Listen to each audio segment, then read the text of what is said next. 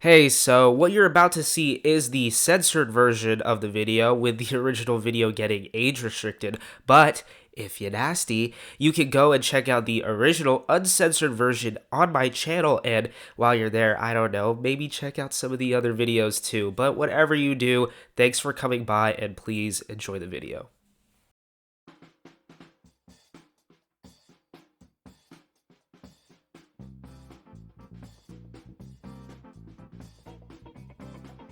Horror and sex.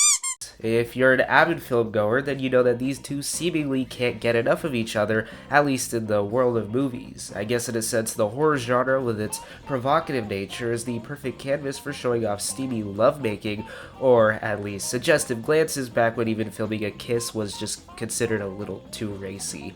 Now, the pairing's relationship reached a climax during the Grindhouse days, in which shabby movie houses would earn their bread by playing seedy films to those who liked it rough. And of course, the two seediest film genres and therefore mainstays at the Grindhouse were porn and horror, which eventually would combine once filmmakers realized how similar the audiences of both were. After all, what's better than gratuitous violence? Well, gratuitous violence and gratuitous nudity. Duh, right? So it's pretty clear that a lot of these older horror movies would include sex simply as a means to get butts into auditorium seats. And while that is very true, if we watch a lot of these older horror films, it seems like sex is portrayed in a very specific light, so much so that people often interpret sex to be the main symbolic conflict of the film. I'll just let Randy from Scream illustrate my point. That's why she always outsmarted the killer in the big chase scene at the end. Only virgins can do that. Don't you know the rules? What rules? You don't... Jesus Christ, you don't know the rules? Have an aneurysm, why don't you? There are certain rules that one must abide by in order to successfully survive a horror movie. For instance, number one, you can never have sex. No!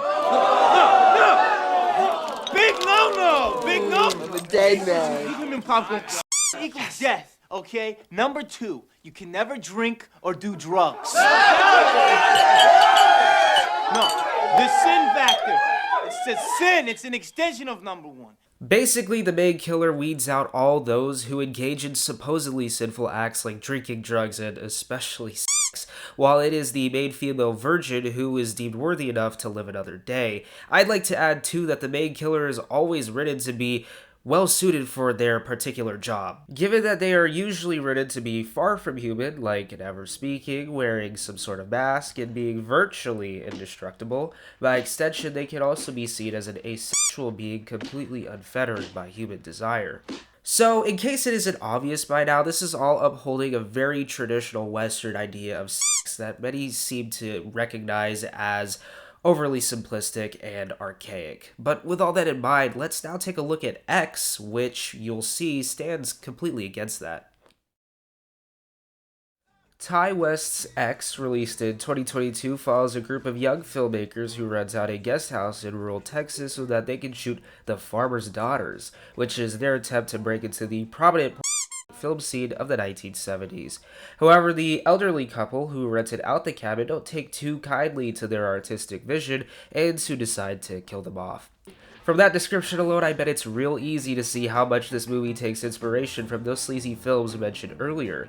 The film takes place during the golden age of the Grindhouse, involves people making a and characters get killed off in rural Texas, a la the Texas Chainsaw Massacre. Also, can't forget the grainy texture and slightly washed out colors the film's image has to further sell that exploitation cinema look. Even the name of the film, X, is an obvious reference to that infamous film rating once used by both the MPAA and film distributors to signify that a certain film was only suitable for adult viewing. But there is one place where X differs from its influences, and that is its much more multifaceted take on sex, as portrayed by the characters of the film. Starting with the film's take on the final girl, we have MaXXXine, who is actually more of a rebuke of that trope, if anything. From the very beginning of the film, it's clear as day that she has little in common to that trope when the first thing she does on screen is snort a line of coke. Her ambitions, too, stand in stark contrast to said trope, as she strongly desires to make it as a pornographic film star, so ain't no virgin here. And this contrast is at its most apparent with the film's small but surprising twist, revealing that MaXXXine is actually the runaway daughter of the TV preacher shown holding sermons throughout the film condemning the sins of youth. You know, the things that would usually get people killed in a regular horror film. Now, MaXXXine has a very distinct view of sex as made clear by her dream. She basically wants to use her youthful attractiveness in order to escape a life she does not deserve, which is probably the submissive life of your average final girl. This yearning for liberation through sex can also be seen in Kid Cudi, I mean Jackson Hole, the lead male actor of The Farmer's Daughters. Though not having too much of a presence in the film, it is revealed that Jackson once served as a Marine during the height of the Vietnam War, and that he's basically had enough with defusing landmines. Needless to say, fighting in a war leaves lasting scars, so if Chekhov's gun applies here, then we can see that Jackson uses sex probably as catharsis from whatever could be troubling his mind. Similarly, there's Bobby Lynn, who supposedly, and forgive me for what I'm about to say, but for the lack of a better term, fills the ditzy horror stereotype commonly seen in horror films, but despite that, she ends up actually being a unique subversion of it.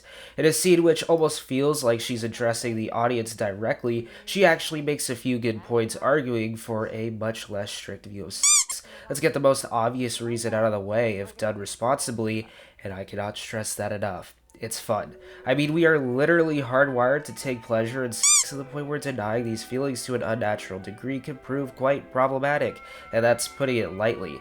Not only that, but she also points out there's gonna be a time where we lose that sexual attractiveness, so what's the harm in enjoying it while it lasts? Alongside that, Bobby Lynn suggests that this viewpoint of sex created a much more welcoming environment to historically maligned individuals, such as those in the queer community and those in multiracial relationships. And though she does not openly state this, I'd like to point out that Bobby Lynn is oddly mature and knowledgeable despite the role she fills. This fact is made obvious by her keen observations on sex, and, much like the others in the group, has a willingness to discuss such things in a more open manner rather than tiptoeing around it. And of course, can't forget Wade, who definitely views sex as liberating, though he's much more of a comedic relief character, if anything. Feel how hard my is. However, standing on the complete opposite side of the spectrum is RJ, the eager amateur filmmaker hired to direct The Farmer's Daughter. Though he is aware that he's making a dirty movie, he states that he wants to make a good dirty movie with the same level of artistic quality as the avant-garde films in France, as he so puts it. This is all indicative of how he also views sex, which to him is a sacred expression of serious love meant only for two lovers. Now, the film doesn't necessarily take time to support his view of sex because realistically, it doesn't need to. This view of sex is already widely accepted by many out there, so of course many will be able to relate to RJ. Now, that's nice and all, but this is a horror film, and people need to die. And in the same vein as those older horror films that X is inspired by, sex is still the main conflict of this film, but much more literal and has a twist. Instead of people getting killed off because they have sex, people get killed off because they have different understandings of sex. Serious conflict within the group ensues when Lorraine, RJ's quiet girlfriend and boom operator, realizes she's aroused while filming. The group encourages her to take an acting part of the film, and so RJ is peer pressured into accepting it. This, understandably, leaves RJ absolutely heartbroken, causing him to ditch production at night while everyone is asleep, and there he encounters Pearl, who, along with her husband Howard, make up the murderous elderly couple of the film, thus kicking off the bloodshed. Just like the filmmakers, Pearl and Howard have equally strong views towards sex. However, it is marred by frustration. As revealed by the naked body in the farmhouse basement, Howard seems to be renting out the guest house in order to kidnap victims to sexually please his wife, since, due to his weak heart, he feels he is unable to please her himself. Along with that, Pearl is frustrated that she is no longer considered beautiful, and if you've seen the prequel to X Pearl, you know that when she was younger, she was considered beautiful. And of course, can't forget that Pearl and MaXXXine are actually both played by the same actress, Mia Goth. further cementing how much Pearl enviously sees herself in the young and beautiful MaXXXine. And as a side note, this also reflects MaXXXine's own fear of a life she does not deserve, as Pearl is her own mirror image. So pairing the youth's sexual confidence with the couple's frustration proves to be absolutely disastrous, with everyone from both parties getting killed save for MaXXXine. Though they are the killers of this film, and don't get it twisted, very clearly have something more going on than just being sexually frustrated, there is still plenty of reason to actually empathize with Pearl and Howard. To reiterate what I previously said, traditionally killers are written to be asexual and inhuman beings, perfect for killing off promiscuous youth. Pearl and Howard, on the other hand, could not be any more different from that image. First reason being that they actually harbor plenty of relatable and human traits. Unlike other standard killers, they speak plenty, never wear a mask, and due to their age are more frail than indestructible. I mean, Howard dies from a literal heart attack, and Pearl breaks her own hip while firing a shotgun. Additionally, as I have just explained, they are far from asexual. A couple of scenes also nudge the viewer into empathizing with the old couple. In a moment where Bobby Lynn and Jackson cover Fleetwood Mac's Landslide, a song all about changes in one's lifetime, an appropriately 70s split screen literally parallels the young filmmakers with the old couple. Along with that, in a scene where Pearl attempts to get intimate with Howard, a tender and gentle tune is heard, which is unlike any of the music played prior. And hear me out on this one, even their infamous sex scene spurs empathy, assuming you look at it at a slightly different way. This scene was definitely intended to be the most horrifying part of the film, as a means to signify that this moment supposedly sealed the fate for the two remaining filmmakers, as this meant that Pearl no longer needed anyone to please her, aka they intend on having no survivors. But if you flip the perspectives, what looks to be the most horrific moment for the young filmmakers actually is a tender moment for the old couple, considering that they have basically fixed the frustration that has plagued their minds for a while. And if that wasn't enough to sway you, then let me just put it this way. Their plight is simply understandable. Everyone knows that we grow old, and there are things that we can't treat the same as we age, such as sex.